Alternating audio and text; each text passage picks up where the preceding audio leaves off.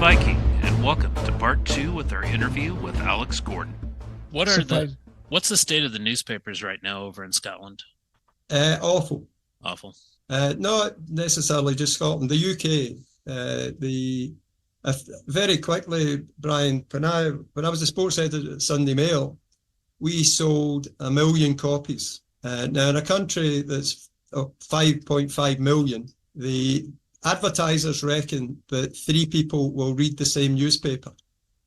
So therefore, you sell 1 million, you're being read by 3 million. Okay. That's just about saturation coverage when you take away the kids and you take away the old and, So that being the figure, I did leave in 1994. So it was a wee while ago. But the figure is now 50,000. Wow. Oh. So, and that means I never thought this would happen in my lifetime, unless I get hit by a killer whale tomorrow. There won't be print newspapers in the UK. Yeah. Everything will be online, which I still find that astounding, but they haven't kept a pace with what's been going on, and the products aren't very good. And the sub-editors that I mentioned, there are no sub-editors now. So if you want to write something and it goes on and you make a glorious mistake, it'll go in. There is no safety in it. So they're in a bad way. They're in bad shape. Talk about your transition into writing fiction. I mean, you referenced a friend asked if you could write fiction. I'm sure pure gumption and gall allowed you to say, sure, why not? But was there a desire to write fiction, or was it a challenge to see if you could? How did that happen? Another good question. Truth be told, I did a few autobiographies for former Celtic players.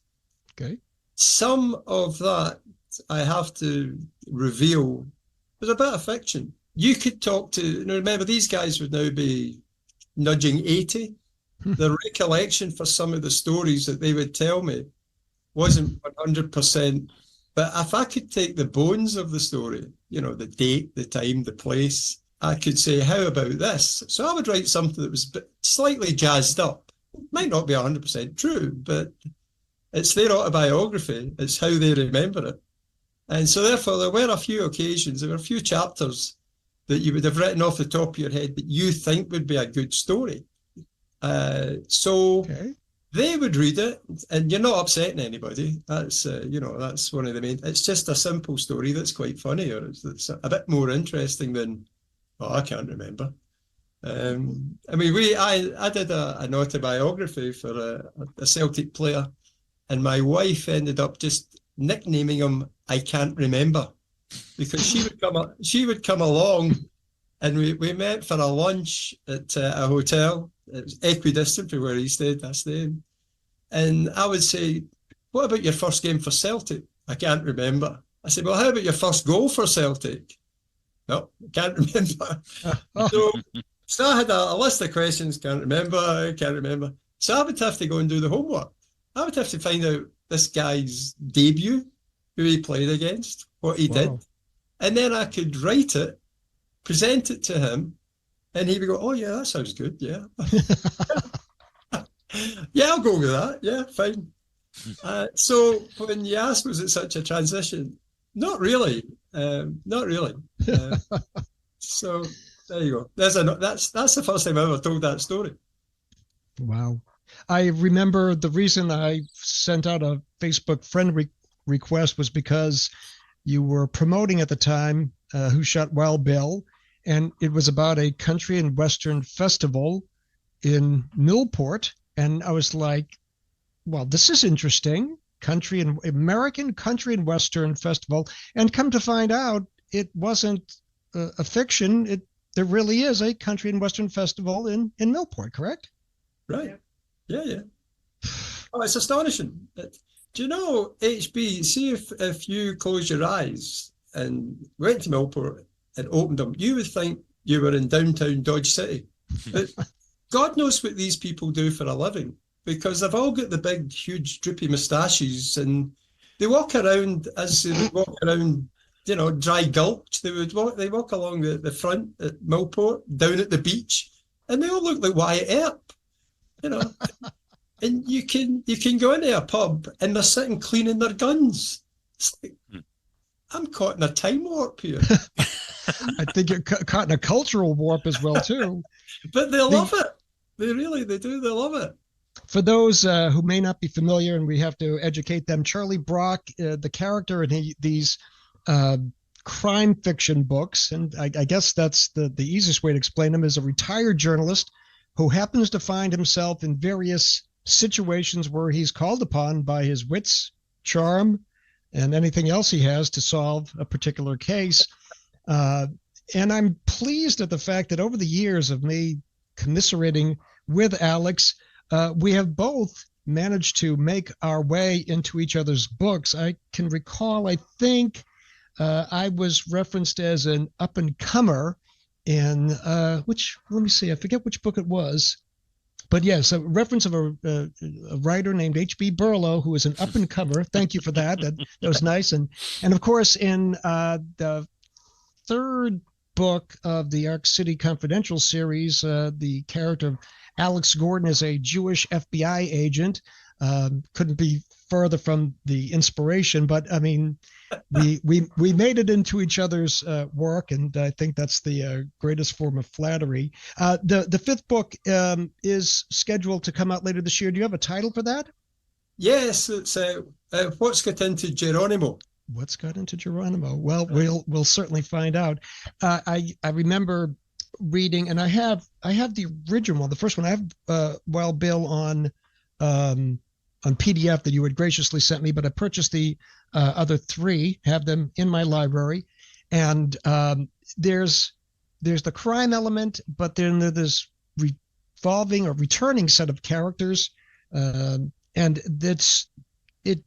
they really do come to life. I've not read any of the sports books or the biographies, but the fiction is engaging and entertaining. And as we've talked with so many other people, I guess the bottom line is to just entertain and to give somebody a good story to read and have them just enjoy that without having too much emphasis on anything deeper in it. I can only imagine the joy that you have in balancing the Charlie Brock stories with the football biographies. Yeah, no, absolutely. It is, you're right. The word is, it's a balancing act. And there are occasions, if you're reporting all the time, it can be a wee bit mundane. You know, there's so much you can do to write about somebody having an ankle injury, you know, but this is, on a daily basis, HB, people want to know, how's this guy's injury getting on? And you find yourself writing this. Try colouring that up. You know, it's Fred Bloggs has a sore nose, you know. So away from that, you know, about an hour or so after that, you can say, okay, what's Charlie Brock doing? And you can run amok, you know. So I like the balancing, you know, it works, I think. And of course, you've also written essays that you publish online, and they have a different feel to them as well, too. Yeah. So it's like you have several venues for creative output. Do you feel like the essays are a throwback to the old days of journalism, or are they just personal opinion because, heck, at my age, I would just want to tell everybody what I think? Heck, at my age, at this young age, before it's too late, you mean? Well, there was no implication, sir. No implication. As far as I know, the state of your health is solid. As far as mental health, I'm not exactly sure. That's shot to hell. But we established that a wee while ago, you know, a few years ago. Actually, you're right. It's there's an element of taking us back to the good old days of newspapers. You know, it's that you don't get now. It's impossible. It's not going to come back. And you can write about these characters. And HB, please believe me, everybody that works in newspapers is 99% loony. You know, it's one flew over the cuckoo's nest. They're all there together working on a huge editorial, and one is dafter than the other. It's, you know, wait you hear what I got up to last night? No, I could beat that.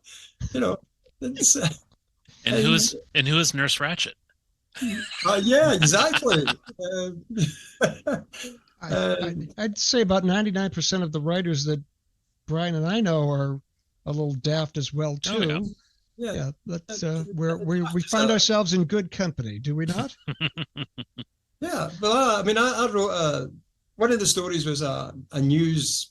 He became the news editor, but he was a news reporter. His name was Hugh Curry, and he was legendary as a news reporter, a newsman back in the day when you had to put your foot in the door to get in to get a story. You know, it could be anything, HB. It could be a tragic accident in the family. And there was a thing, I don't know what they would call it in the States, if they would even have it in the States. It was called a pick collect. Now, if somebody in your family was hit by a train, now, clearly, where are you going to get the picture from? These days, Facebook, you could probably lift something off Facebook. Right. But back then, you had to go to the family, say, I'm sorry to hear about your husband now, minus a head, but can we get a picture for the paper, you know, but preferably with his head? Yes. And he was one of these guys that would come back with the wedding pictures or whatever the heck, and we could get a picture of the happy snap smiling away while he's just been hit by a train. Wow. And there was there's a story, I'll try and tell it as briefly as possible, that he was out on a job and someone had actually fallen out a window. I hadn't fallen out a window, he'd committed suicide. He jumped from like 3 or 4 stories up. So Hugh Curry arrived before the police, before the ambulance, and the wife of the guy had just topped himself. She's screaming that there's no money and the insurance wouldn't be paying out. So he got to go and get a cloth and dampen it and put it in his hand. So when the ambulance arrived, the guy had fallen out the window while washing the windows. Why he'd be doing it with his suit on, I don't know. But the insurance paid up. It's a snippet. There is something called integrity amongst several people, and when you find those people, you hold on to them because they're worthwhile. Yeah. Now, I know you're not a self-promoting type of person, but we are more than happy to add a link into this post once it goes up online. That would include, I think your press is Ringwood Publishing, is that correct? They publish the fiction. Okay. Yeah, but there are several other publishers, HB, who have done the sports books. You know, it's basically, I think about 3 or 4. It's nice to have the choices. Indeed. Yeah. When you can have those choices. Well, we'll be more than happy to promote you in our own fashion where you don't have to promote yourself. How's that sound? That sounds absolutely wonderful. Thank you. I owe you and Brian a beer. I would love attendance. Yeah. Yeah. And you know, it would be an inexpensive beer for you and an expensive one for us, but we'll make it out there at some point. That would be good. We have brief time left. Anything you want to pass on to us? Final words of wisdom at all? Sir? No, it's for me. It's an absolute pleasure getting to speak to you. No. It's one of these. I don't know how. I've no idea how it started. Have you? The origins of HB Bello and think, oh, I like this guy. He's my type of. He's my type of bloke. You see things on Facebook and you click, like it, daft comment, and it's from nowhere. But I have to say it's enjoyable. And this, by the way, is going on holiday. So you're coming to Crete with me in June. Okay. And due to the wonder of conference software, that was the end of our interview with Alex Gordon. Tiki Man and the Viking Podcast brought to you by Rumination of Thunder Media. The following intro and outro music was used for this media project. The music Find Them by Alexander Nakrata. Free download from filmmusic.io. License Creative Commons Attribution 4.0 International.